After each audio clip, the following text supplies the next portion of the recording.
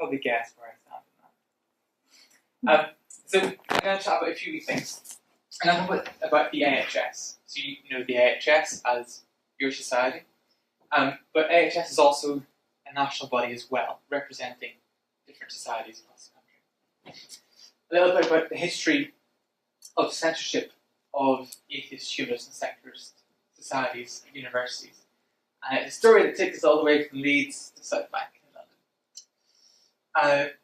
How the AHS responded to two of these cases that I was involved in, why free speech matters to our societies, and then why it matters more in general.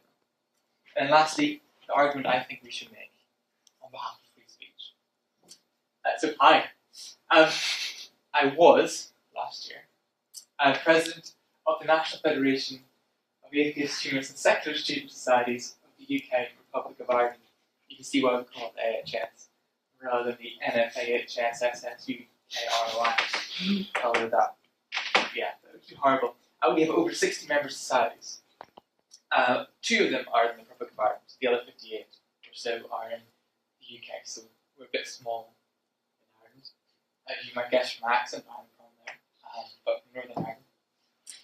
But we have a busting society at Galway. They're very, very good. They're also a little bit naughty, or they can be. We get into quite a lot of trouble. And that's the side that I'll be discussing. When I talk about the AHS, I always have to share this, because we're very small in many ways. So we have an annual budget of about £2,000. It's very small. For comparison, there's the UCCF, which is the Universities and Colleges Christian Federation. They represent all the Christian unions in the UK. And they represent a bit more people than we do. They have pretty much every university, so about 150 to 200 members. But their annual budget, bearing in mind ours is £2,000, is £2 million for Christian students in the UK. So we are vastly outspent. Now that money comes from private donations. I'm not saying they shouldn't have that money, but there's a huge difference. And much of that comes from, interestingly, America. So if you ever wonder why British Christian Union tend to be quite evangelical and charismatic compared to typical Christian Christianity, part of it is the funding coming from the state. But anyway, this is an example of us punching above our weight. So we've got a small budget, we're all volunteers, but we do kind of support a member as well. This is the greatest notification ever. I got this on my phone in March. I taught kids, also as a student, tutor kids for a living. And I got this buzz when I was teaching, and I cried with happiness. We got tweeted at by Stephen Fry, and it was amazing. And he was supporting us in our fundraising efforts. We were looking to raise some money, see if we could actually get more professional. And we raised £7,000 from that, which is not loads, but it's 3.5 times the normal amount. But this video point says Stephen Fry mentioned you. So that was quite good. So in many ways we do punch above our weight. And another way we do that actually has been some of these censorship cases that I'll be talking about. So, the censorship of AHS students. This is a feline representation of a much more sinister and less very reality censorship. So some principles first. I am not a libertarian. I'm not saying that full stop we should have complete freedom of speech. I agree that attacking or demonizing or humiliating people is never acceptable. That's not cool. And if you do those things on particular grounds, so they're a member of a particular religious or non-religious group, if they're a certain race, certain nationality, gender, sexuality, it is actually illegal and people can't hate speech. I believe that we should strive to be good neighbours to each other. I don't want to live in a world where atheists are always trying to antagonize religious people and religious people are trying to convert atheists at all times. But I believe that free speech, and that includes satire, when you're just having a bit of fun, is essential, also essential, but essential, that's the Belfast accent there, to a flourishing society. It is a good thing to have free speech. It's a good thing to include satire. We're always satirising David Cameron or Ed Miliband or Nick Clegg or Nigel Farage. It's a healthy part of democracy, and it must apply everywhere. Where there is power, that's where satire should fall. I believe, as a secularist, that religious beliefs should receive no special privileges, no extra protections over non-religious beliefs. So part of the history of coming from a country like this, where you have an established church, often religion is seen as an especially important idea, in a way that political beliefs are not.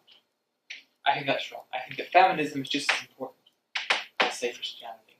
Like, it's vital that they're both protected, but neither should trump the other. And this is my little slogan, I guess. The rights are for students, they're not for beliefs.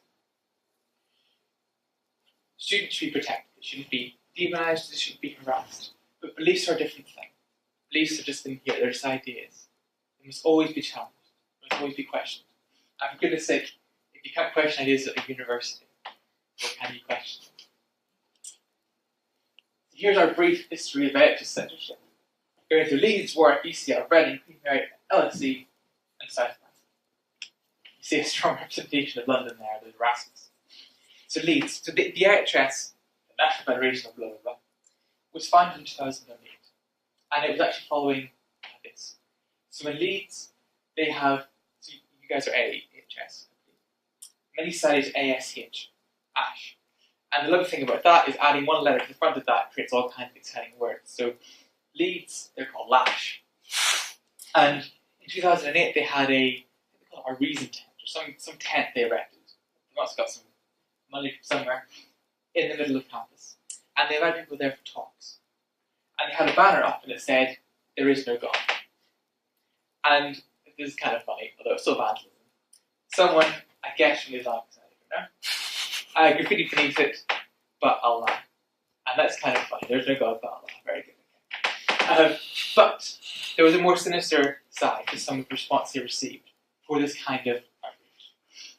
And they started to receive death threats. And they were anonymous ones, and they were also anonymous. They were also in person. And this story, I should say no, was killed. This was from fellow students. And it's simply for being visibly atheist. No one was doing anything gratuitous, no one was doing anything offensive. They're simply stating, look, we don't believe in religion, we aren't religious. That's okay, that's an option. And this got a little bit of press coverage. I think it was mentioned a bit in the Guardian. And then other students from the UK thought, well, wait a second, we're having similar problems with our Humanist society, or our atheist society, or our secular society. And so they came together in Edinburgh, hosted by the Edinburgh Humanist Society, University of Edinburgh Humanist Society. And they created the AHS. And so the foundations of the AHS, the very, very start, have been based on this fight for free expression, this fight against censorship. We had Warwick, so Warwick, Leeds for Lash, Warwick, or Wash. And Warwick was a little bit more gentle. They were named Society of the Year by their student union, which is pretty cool, very exciting. It was good to see our societies doing well. And they got, I think it's £400 prize for this, as well as the accolade title. And then they had a poster. And the poster said something along the lines of, you know it's not true, you know it's all rubbish, something like that. It was a remake of the recycling poster. We see the guy throwing trash, throwing rubbish in the bin, trash in the garbage.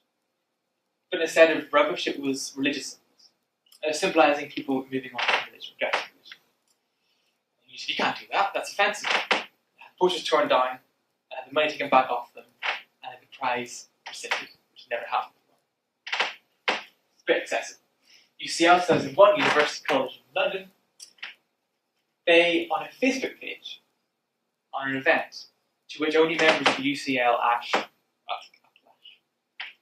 Facebook page were invited, had a cartoon of Jesus and Mo, which is a satirical, it's actually very funny and quite sweet. I always assumed that it would be quite grotesque, but it's not, although it gets still very controversial, because it features Muhammad, the Prophet Muhammad. And they had a cartoon of Jesus and Mo sat at the bar having a pint together to advertise their upcoming pub event.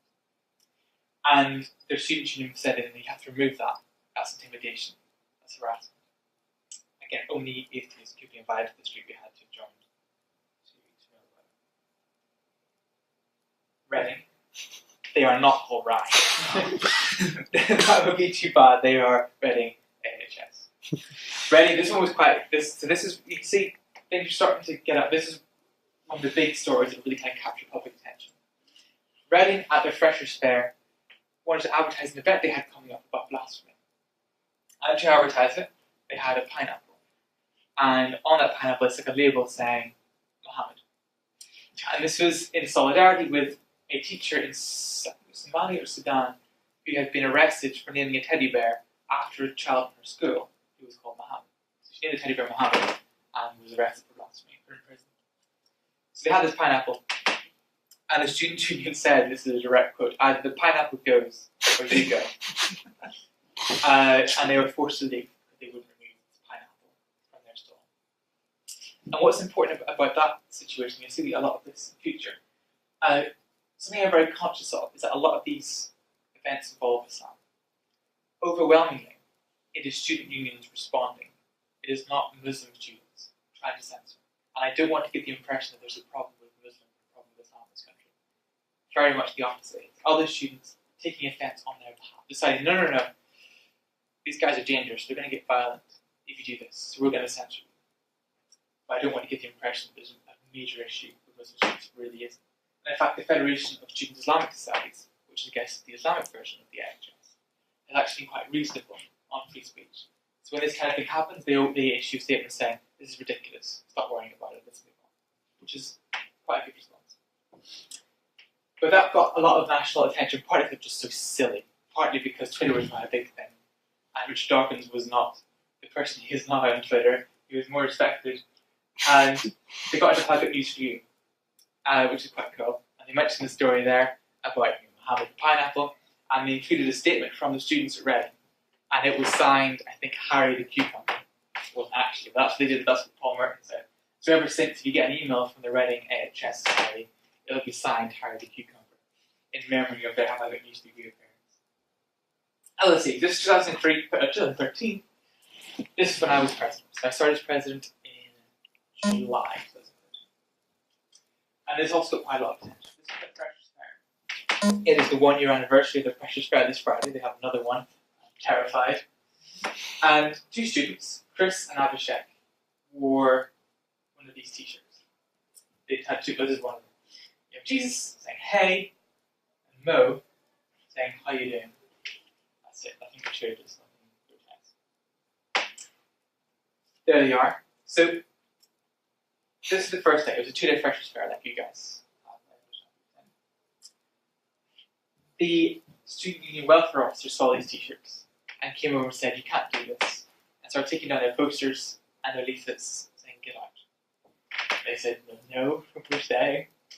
So the student union president came over and said, you guys can't wear that t-shirt, it's offensive.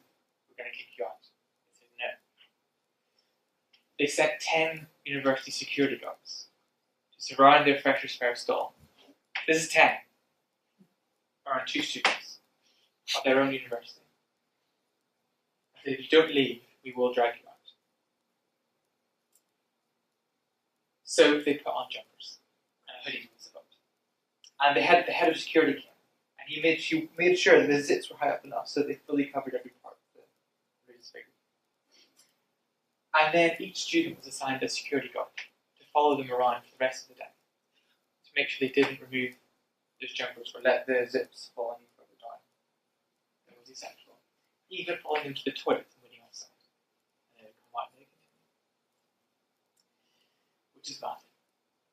So luckily I'd met one of them before, Chris, at a rally. So he called me. He also called the British Humanist Association, and we discussed tactics. And so what had happened was unacceptable. At the same time, I didn't want them being dragged out. So what we suggested was this. This is Chris. This is Abhishek, Secretary and President of LSE Ash. They put censored labels on their profits. So you can no longer see them, but they're making the point that it had been censored. Unfortunately, that wasn't good enough.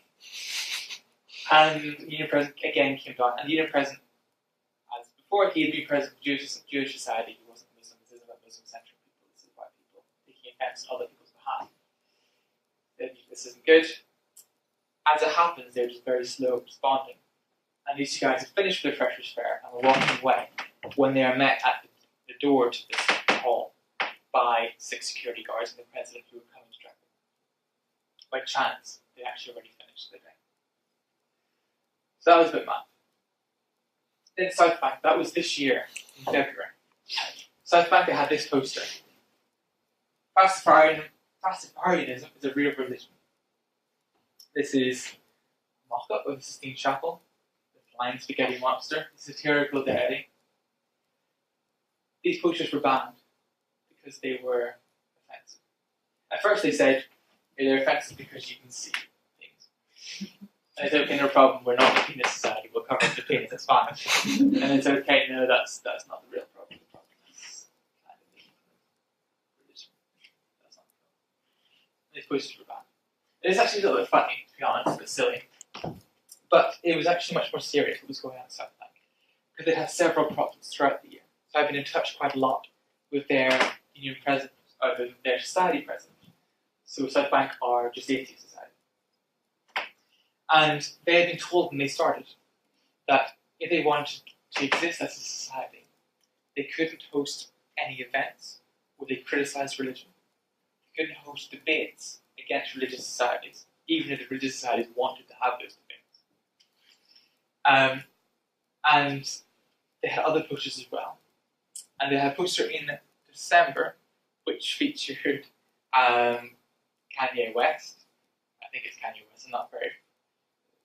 And it's, we don't like Jesus, but we do like Jesus. He's Jesus. I'm not very good at that. And they had another poster saying, we can't turn water into wine, but we do quite like wine. Join us in the bar. And there should be an arranged meeting with them, which I attended. I studied in London, where they said that they were discriminating against Christians. That they were only doing posters about Christianity. They had Jesus, they had the water into wine. So I politely suggested, well, next time you want, we can make sure we have Muhammad in there as well. Change tack. So what can we do? Well, this is what we did. Now it's not to say nothing happened at other times, but I was involved. I felt last year is where we really gained a lot of ground. In LSE, the first thing we were able to do was to secure legal advice. So again, we're very small, we're very poor, but we are well connected. So we're part of the British Humanist Association, which is a bit larger. It's got an annual budget of just over £1 million, which again doesn't even begin to compare to what Christian students have. And this is the national body for non-religious people. But they are able to get pro bono legal advice from the QC. And when we signed a contract with them, it has his regular fee in it, and he says, and I will not charge this fee, and it's £400 an hour. So if you're looking for a career, come to QC. This guy was a human rights lawyer. He worked with Sherry Blair. We provided media support to put out a press release. This got into all the national papers. It was on Radio 4. It was even on Channel 4 when Mehdi Hassan, who's Muslim, tweeted this cartoon saying, I'm not offended by this. This is ridiculous. And he received death threats. And when Channel 4 focused on it, they included the cartoon in their programme. You might think, I don't remember broadcasting about Muhammad, because they put a huge black oval over Muhammad's face. Not over Jesus, which became known as the Black Egg of Death. But they got a lot of media support. Again, Richard Dawkins fervently tweeting as well. And we got an apology eventually in December, so it's 3 months later. This is from the head of the university. He said the wearing of the t-shirts on this occasion did not amount to harassment or contravening the law or LSE policies. It is a relatively small apology, but it took a 15-page legal document drawn up with this very expensive QC to secure that. But it set an important precedent. At South Bank, we had so much press. So when I first got the text from the South Bank atheist president, I had to suppress a bit of a chuckle because they had just banned images of a god that no one believes. No one believes blind spaghetti monsters are a real god. It isn't like Muhammad, where I don't believe in him, but other people do. And so it went viral. I mean, it went wildly viral. People here use Reddit. We were number 7 on the front page of Reddit. And we were number 1 in world news. It went absolutely wild. And we actually crashed the British Human Association website where we hosted our press release. It was bomb. It had its own hashtag, #PastaGate. So they got a lot of press. we had arranged a meeting, we tried to arrange a meeting with South Bank Students Union before we did the press releases. And they said, no, we're all right. We just don't, we want to ban that. After a press release went out, and this was in all the national newspapers as well, so there's a comment piece about it in the Guardian, Independent, and so on. They emailed us, the union emailed us saying, we meet tomorrow. So that's what we did. We had a meeting with the union. And this is very different. So the union had seen, one, the huge press coverage. And we were a little bit lucky here. Because while with the Jesus and Mo case, it was covered in so many newspapers, none of them would show the cartoon. In the case of South Bank, because it was Christianity, I guess, with the butt of that joke, it was in every newspaper. So I did more fun. At the meeting, we met with the CEO of the union. I didn't realize unions have CEOs, as well as the president. And they couldn't have been luckier. It's like, anything you want, we will do. And the CEO, I remember saying, were you guys involved in LSE? Again, okay. Because LSE is one of the biggest universities in the country, very wealthy. It had apologised to these two little students for censorship. There's no way that's happened. We're going to post from. And they created on a Google document their apology. And they sent it over. The result, or part of the result, both the Students' Union and its elected representatives encourage and promote debate of all religious, political and social issues. We remind students that the appropriate response to opinions they may find offensive is to engage in healthy debate, respecting the rights of others to hold views or beliefs differing from their own. And this is in light of the society being censored, being told you can't do that, you can't do that, you can't do that. This was a huge statement. It was also written by me, I think. And it was in their apology. So that's how keen they were. And that's a huge difference from LSE, where it took 3 months of pressure and lawyers' letters. South Bank had seen that. They knew what had happened, and they weren't going to have it repeated. So that's important about this, is that this is a really positive statement. In the case of LSE, they said, okay, it wasn't illegal. In the case of South Bank, they actually had a really positive commitment to free speech.